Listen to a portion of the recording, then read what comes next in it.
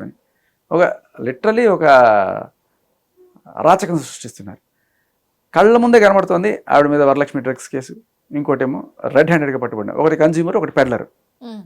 అంటే పిండి పండింది అంటారు చూడండి, ఫస్ట్ కన్జ్యూమర్గా స్టార్ట్ చేస్తారు. అంటే కన్జ్యూమర్ అంటే మీకు అర్థమవుతుంది కదా, ఫస్ట్ సుఖం కోసం తీసుకుంటారు డ్రగ్స్, అప్పుడు పట్టుబడింది. తర్వాత కొన్నాళ్ళు కట్ చేస్తే డ్రగ్ పెడ్లర్గా కేసు నమోదైంది. సో ఏ కేసులో ఏం తేలట్లేదు ఇప్పటిదాకా. సంవత్సరం అయింది వరలక్ష్మి కేసు అయ్యి, దాంట్లో 12 మంది ఉన్నారు, ఇవాళ దాకా తేల. ఇదంతా రొచ్చే, పెంటే, నిజంగా పెంటే. కానీ క్లీన్ చేయడానికి నేను రావాలి అని ఏ రోజు అనుకోవాలా. బట్ వచ్చినప్పుడు if somebody is looking up to me, where is Shekhar Basha? కింద కామెంట్స్ చూడండి, ఏదన్నా వస్తే లావణ్య వచ్చి బయటకు వచ్చి మాట్లాడితే శేఖర్ భాషని అడగండి, వాడు ఏదో ఒకటి ఆధారం తీసుకొస్తాడు, ఏదో చెప్పాడు. నాకు వద్దు ఈ పెంట అని చెప్పి నేను వెళ్ళిపోదాం అనుకున్నా కూడా నన్ను మళ్ళీ లాగుతున్నారు దీంట్లో. ఓకే, రాజ్ తరుణ్కి మస్తాన్ సాయికి మీకు ఉన్న రిలేషన్షిప్ ఏంటి అసలు? మీ ముగ్గురికి ఎలా కోఆర్డినేట్ అయింది అసలు? ఎలా అంటే రాజ్ తరుణ్తో ఫస్ట్ రిలేషన్ ఏంటంటే జస్ట్ లైక్ ఏ సెలబ్రిటీ. మాకు అప్పుడప్పుడు ఇంటర్వ్యూస్ కోసం వచ్చిన, జస్ట్ మీరు నన్ను ఇంటర్వ్యూ చేస్తున్నట్టే నేను 2-3 సార్లు రాజ్ తరుణ్ ఇంటర్వ్యూ చేశాను. బట్ ఇంకొంచెం దాని మించి రిలేషన్ ఏంటంటే వినాయక చవితి పండాలకి మేము ప్రత్యేకంగా వినాయకుడు విగ్రహం పెడతాం. జనాల్లో ఈకో ఫ్రెండ్లీ అవేర్నెస్ పెంచడం కోసం గ్రీన్ గణేష్ అని చెప్పి చేస్తాం. ప్రతి సంవత్సరం బిగ్ ఎఫ్ఎం రిలీజియస్గా చేస్తుంది, చాలా పెద్ద ఈవెంట్ అది. పెద్ద మాల్స్లో పెడతాం, ఐమాక్స్లో కానీ లేకపోతే ఇలా నెక్స్ట్ గేల్ ఏరియా, ఇలా ప్రతి చోట ప్రతిసారి ఒక్కొక్కటి పెడతాం. అలా పెట్టినప్పుడు సెలబ్రిటీస్ ఇన్వైట్ చేస్తుంటాం, అందులో రాజ్ తరుణ్ కూడా ఇన్వైట్ చేస్తుంటాం అప్పుడప్పుడు. అలా ఆయన వచ్చి మాతో సరదాగా డ్యాన్స్లు వేసి చాలా ఫ్రెండ్లీగా ఉంటాడు. అటువంటి వ్యక్తికి సడన్గా ఒక రోజున రాజ్ తరుణ్ మీద ఒక అమ్మాయి ఫిర్యాదు, అతను మోసం చేశాడని. కానీ ఏంటి, నాకు తెలిసిన రాజు చాలా మంచివాడే, ఇలా చేసి ఉండే, సరే వాట్ ఎవర్ సెలబ్రిటీస్ కదా ఉంటాయిలే అనుకున్నాను. బట్ ఆ నెక్స్ట్ రోజు కట్ చేస్తే ఆ అమ్మాయి వాయిస్ ఒకటి రిలీజ్ అయింది బయటికి. ఆయన శ్రేయో బ్లష్లో ఎవరు రిలీజ్ చేసి ఉంటారు. దాంట్లో చాలా బీప్లు ఉన్నాయి, అది తిడుతోంది కొడుతున్నట్టుగా అనిపిస్తోంది, ఇవన్నీ కూడా ఉన్నాయి. ఎవరికి ఓపికగా వినేంత పేషెన్స్ కూడా లేదు. సరే, నాకు కొంత ఇటువంటి సిమిలర్ కేసు నేను ఇంతకుముందు గతంలో చూస్తున్నా. అప్పుడు నాకు అనిపించింది maybe I can help him అని చెప్పి రాజ్ తరుణ్కి మెసేజ్ చేశాను. రాజ్ ఆలోకినా నీకేమైనా హెల్ప్ కావాలా, ఇటువంటి చూశాను, కొంత నార్సిస్టిక్ ఇవన్నీ కనబడుతున్నాయి దాంట్లో అంటే ఐ కాల్ యూ బ్రో అన్నాడు. నా అలాగే 100 మంది మెసేజ్ చేసి ఉంటారు హీరో కాబట్టి, అందులో నేను ఒకడిని, పెద్ద పట్టించుకోలేదు. సరే, తర్వాత మీడియాలో అప్పుడప్పుడు చిన్న చితక వాటికి ఎక్స్పర్ట్గా పిలుస్తుంటారు నన్ను. అలా పిలిచినప్పుడు నీ ఒపీనియన్ ఏంటి అన్నప్పుడు, మనం ఇంతకుముందు ఒక సిమిలర్ కేసుని ఏదో అప్పట్లో మీకు ఎవరికి తెలియదు, నేను ఇట్లాంటివి చిన్న సర్వీసులు చేస్తుండే. ఒకసారి రాజ్ తరుణ్ తోటి కాస్త హైప్ ఎక్కువైంది తప్ప, అంతకుముందు ఇట్లాంటిది ఒక కేసు నేను తీసుకొచ్చాను, అదే లక్ష్మీ పడాల్. ఓకే, ఈవిడ ఆల్రెడీ పెళ్లి చేసుకొని. ఓకే, లక్ష్మీ పడాల్ దగ్గరికి వెళ్దాం. ఫస్ట్ రాజ్ తరుణ్, సరే అక్కడికి వద్దాం. సో ఈ కేసు చేస్తున్నాం కాబట్టి అదే కాలేజ్కి ఇది వస్తుంది అన్నట్టుగా చెప్తూ చేసిన ఇంటర్వ్యూ కొంచెం గట్టిగా పేలిన తర్వాత మరి వాళ్ళ సైడ్ వాళ్ళ నుంచి కొంతమంది ఛాలెంజ్లు చేయడం మొదలెట్టారు. అవునా, ఎట్లా మాట్లాడతావు, ప్రూఫ్ రాజ్ తరుణ్ చెప్పినంత మాత్రం నిజమైపోతుందా, అది ఇది అంటే, నేను కొంత మళ్ళీ మాట జారిన తర్వాత నిలబెట్టుకోకపోతే పరువు పోతుంది కదా. సో అదొకటి. ఇంకోటి ఏంటంటే ఆల్సో క్యూరియస్, నాకు ఆల్రెడీ ఒక పద్ధతి ఒకటి అలవాటైంది కాబట్టి నేను జనరల్గా చిన్న సైజు ఒక ఇన్వెస్టిగేటింగ్ ఆఫీసర్ అనేది తయారైన అప్పటికే. సో నేను ఎఫ్ఐఆర్లు తీయడము ఇవన్నీ తెలిసిన వాళ్ళతో సర్కిల్లో మన నెట్వర్క్లో కనుక్కుంటూ గుంటూరులో ఎక్కడో పట్టాపురంలో ఉంది ఒక ఎఫ్ఐఆర్, రాజ్ తరుణ్ చెప్పింది. పట్టాపురం అని చెప్పాలి, గుంటూరులో ఇట్లా మస్తాన్ సాయి మీద ఈఎంఐ కేసు పెట్టింది, నేను పెళ్లి చేసుకుంటాను, నేను మొగుడిని అయితే ఆ అబ్బాయి పెళ్లి చేసుకోవాలని చెప్పి ఎలా కేసు పెట్టిందని చెప్పేసి వెళ్ళిపోయాడు. అది పట్టుకొని గుంటూరులో 50-60 పోలీస్ స్టేషన్లు ఉన్నాయి. సో వెతికితే చెప్పెట్టే చాలా మంది, అందులో టక్మని ఒకటి తగిలింది, పట్టాభిపురం పోలీస్ స్టేషన్లో ఒకటి ఉంది అని చెప్పి. అండ్ ఈవిడ చేసింది ఏంటంటే బయటికి ఈవిడ మన్నేపల్లి లావణ్య ఇలాంటివన్నీ చెప్పడం, ఆ స్పెల్లింగ్లు మేము చూడడం, కొంతమంది ఎంఏ ఎన్ఎన్ఏనా ఎంఏ ఇవన్నీ చెక్ చేసుకుని ఫైనల్గా దొరికింది.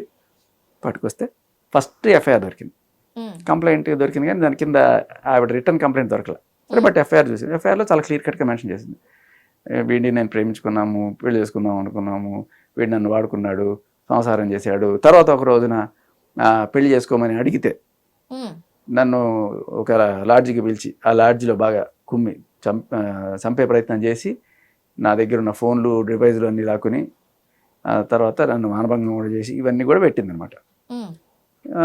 సో వాళ్ళిద్దరి మధ్య ఏం జరిగిందో అది నిజమో కాదో అవన్నీ పక్కన పెట్టేస్తే మనకు కావాల్సిన పాయింట్ ఏంటి దీంట్లో, ఈవిడ మస్తాన్ సాయిని పెళ్లి చేసుకోమని అడుగుతుంది. ఒక పెళ్ళైన ఆవిడ పెళ్లి చేసుకోమని ఎలా అడుగుతుంది? ఓకే. ఆల్రెడీ రాజస్థాన్ రిలేషన్లో ఉన్నప్పుడు పెళ్లి చేసుకోమని ఎలా అడుగుతుంది? ఓకే. ఇది నేను రైజ్ చేశాను. అయితే రాజ్ తరుణ్‌కి, మస్తాన్ సాయికి ఎక్కడ పరిచయం లేదు అంటారా? ఎందుకు లేదు, ఉంది. అయ్యో, పరిచయం అంటే వీళ్ళంతా ఈవిడ బ్యాచ్. మస్తాన్ సాయి, చింటూ, ప్రభాకర్ రెడ్డి, ఈ వరలక్ష్మి కేసులో ఉన్న 12 మంది ఎవరైతే ఉన్నారో వీళ్ళు కాకుండా ఇంకా కొంతమంది బయట కూడా ఉన్నారు. ప్రీతి, ఉదయ్, వీళ్ళంతా ఒక బ్యాచ్ బేసికలీ ఫస్ట్లో పార్టీలు చేసుకుంటూ ఉంటారు. బట్ రాజ్ తరుణ్ ఏంటంటే ఒక కృతజ్ఞత భావం. ఎలా అంటే ఇండస్ట్రీకి వచ్చిన కొత్తలో ఉయ్యాల జంపాల ఆ టైంలో తనకి ఉండడానికి షెల్టర్ కోసం చూస్తున్నప్పుడు అప్పుడు ఈవిడ పెద్ద మనసుతోటి మా అపార్ట్మెంట్, అదే తను ఉంటున్న ఏదో ఎక్కడో ఆ ఇంటి పక్కనే ఒక పోర్షన్ ఖాళీగా ఉంది, వచ్చి నువ్వు దాంట్లో ఉండు. దాంట్లో పెద్ద మనసే ఉందండి. ఆవిడ తన ఇంట్లో చోటు ఇవ్వలేదు అంటే కదా, ఫ్రీగా పక్కింట్లోనే. ఫ్రీగా ఫ్రీగా. ఓకే. సో కొన్నాళ్ళు మేబీ 1 వీక్ లేకపోతే 10 days అలా షెల్టర్ ఇచ్చింది. ఇచ్చినప్పుడు అప్పుడు ఆల్రెడీ అంటే రాజు చెప్పిన మాట ఇది. ఎవరు? లావణ్య.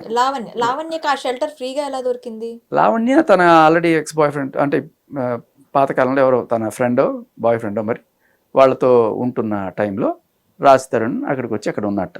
ఉన్నప్పుడు కొన్నాళ్ళు ఈవిడ రాజ్ తరుణ్ మరి తో కొంచెం చనువుగా మాట్లాడడానికి ప్రయత్నిస్తే ఆ బాయ్ ఫ్రెండ్కి బాగా ఎన్వి అయ్యి రాజ్ తరుణ్ కొట్టాడట. కొట్టినప్పుడు ఇంకా సరే ఎందుకు వచ్చి ఇంకోవాలని చెప్పి రాజ్ తరుణ్ అక్కడి నుంచి ఖాళీ చేసి వేరే చోటుకి వెళ్ళిపోయాడు. వారం, నెల రోజులు, ఎన్ని రోజులు నాకు కరెక్ట్గా గుర్తులేదు. బట్ వాట్ ఎవర్, ఆవిడ పెద్ద మనసు అక్కడ చాటుకుంది పాపం రాజ్ తరుణ్కి ఇది ఇచ్చి. తర్వాత అప్పుడప్పుడు కలవడం ఈ దీంతో అది గొడవ అయిపోయింది. తర్వాత వెళ్ళిపోయాడు. సో రాజ్ తరుణ్ మెల్లమెల్లగా పెద్ద స్టార్ అవుతున్నాడు. ఆ టైంలో కూడా ఈ న్యూ ఇయర్ పార్టీలని రాజ్ తరుణ్కి మందు అలవాటు, మందు పార్టీలకి వాటికి వెళ్తుంటాడు.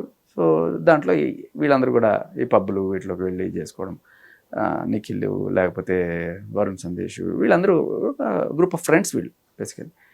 అయితే వీళ్ళందరూ ఒక స్టార్ దీంట్లో ఉంటే ఈవిడ సర్కిల్ ఎవరంటే మస్తాన్ సాయి, చింటూ, ఇంకా ఇంకొంతమంది బ్యాచ్.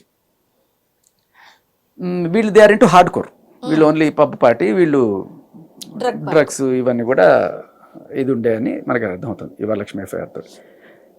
ఇదేమైంది తర్వాత పోను మేబీ 2014 January 1 ఆ టైంలో అనుకుంటా ప్రపోజ్ చేయడము, ఈవిడ ప్రపోజ్ చేయడము, ఆయన ప్రపోజ్ చేయడం, మొత్తానికి ఇద్దరు ఇంటూ రిలేషన్ అన్నట్టుగా మనకి తెలిసింది. అంటే అక్కడ బాయ్ ఫ్రెండ్ ఇది నిజమే అయింది కదా, అనుమానం నిజమే అయింది కదా? నిజమే అవుతుంది. అంటే అప్పట్లో ఈవిడికి ఒక క్రష్ ఉండిందేమో రాజ్ తరుణ్ మీద. సో తర్వాత అంటే ఆయన తర్వాత ఇంకా కొంతమంది ఉన్నట్టుగానే తెలుస్తుంది మనకి కొన్ని ఆధారాల వల్ల.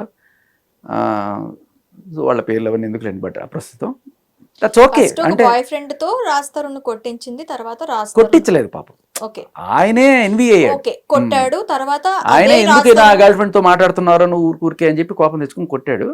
ఓకే, తర్వాత రాజ్ తరుణ్ ని ప్రపోజ్ చేసింది. ఎవరు ప్రపోజ్ చేసిందో మరి ఆయన చేశాడో మనకు తెలియదు. మొత్తానికి వాళ్ళిద్దరి మధ్య ఒక రిలేషన్ అయితే స్టార్ట్ అయింది అరౌండ్ 2014 January 1. అప్పటిదాకా ఊరికి అప్పుడప్పుడు ఫ్రెండ్లీగా they are seeing each other ఆ టైప్లో అనుకోవచ్చు. తర్వాత స్టార్ట్ అయింది. స్టార్ట్ అయిన కొన్నాళ్ళకి కలిసి ఉండడం, అట్లా వస్తూ పోతుండడం. అప్పుడు ఎప్పుడో రకరకాల ఇళ్లలో ఉండేవాళ్ళు. ఇప్పుడు కోకాపేట వెళ్ళ కాదు, అది వేరే ఇంట్లో ఉండేవాళ్ళు. వాళ్ళిద్దరు కూడా జంతు ప్రేమికులు, ఒక్కొక్కరు కొనుక్కోవడము, అవన్నీ పెట్టుకోవడం ఇట్లా. సో ఈవిడ చాలాసార్లు వాళ్ళ నాన్న వాళ్ళు కూడా పరిచయం చేశాట రాజ్ తరుణ్. సో అప్పుడులో అమ్మాయి బాగుందిరా, పెళ్లి చేసుకుంటే బాగుంటుందని వాళ్ళ నాన్న వాళ్ళు కూడా అనుకున్నారట. కానీ ఈవిడ ఎప్పుడు రిజెక్ట్ చేసేది, నాకు పెళ్లి గిల్లి అటెండ్ అంత ఇంట్రెస్ట్ లేదని చెప్పి. సో ఆ రికార్డ్ కూడా ఉంది నా దగ్గర. యాక్చువల్లీ వీళ్ళు అడిగారు, రాజ్ తరుణ్ కూడా కొన్నాళ్ళు అడిగినట్టుగా సమాచారం. అప్పట్లో 2014-15 దాని ఆవిడ వద్దు, నాకే టెన్షన్ పడవని చెప్పని అడిగా. తర్వాత ఆఫ్టర్ ఒక 2 ఏళ్ళు ఆ టైంలోనే 1.5 year తర్వాత she moved on with somebody, Chintu. ఆ తర్వాత చింటూ ద్వారా, చింటూ కన్నా ముందు ఒక ఆయన పరిచయం, ఆయన పేరు సరే సంబడి, ఒక స్పెషల్ ఒక వెరీ కీలకమైన పర్సన్. ఈ మస్తాన్ సాయిని చింటూని పరిచయం చేసింది ఈయన. రాజ్ తరుణ్ కన్నా ముందే వీళ్ళిద్దరూ పరిచయం. కాదు పేరు ఎందుకు లేదు, మగధరి పేరు కదా చెప్పేసుకోవచ్చేమో, పెద్ద ప్రాబ్లం ఏమి ఉండదేమో. బట్ ఆయనకి నేను మాట ఇచ్చాను చెప్పనని. బట్ ఆయన చెప్పుకొచ్చాడు ఒక రోజు నాకు ఫోన్ చేసి. ఇంత అయిన తర్వాత ఇంకా పేరుదే ఉందండి, ఎందుకంటే ఆయన ఎప్పుడు he's not involved in any drugs or anything. యాక్చువల్గా అంటే ఎటువంటి పాప పనుల్లోనూ ఆయన పేరు లేదు. ఆయన ఏదో మందు కొడతాడు, సిగరెట్ తాగి ఏడో మొదలు పడుకుంటాడు, ఏదో ఆయన బాధల్లో ఆయన ఉన్నాడు తప్ప ఆయన ఒకరోజు ఫోన్ చేసి చెప్పాడు, భయ్యా మీరు ఇప్పుడు ఏదో రీసెర్చ్ చేస్తున్నారు అనుకుంటున్నారు, అసలు ఈ కథానికి మూలం స్టార్టింగ్ అంతా నేనే, ఓకే. ఆ పాపాత్ముడు నేనే, ఈ మస్తాన్ సాయిని చింటూని ఈ అమ్మాయికి ఇంట్రడ్యూస్ చేసిందే నేను.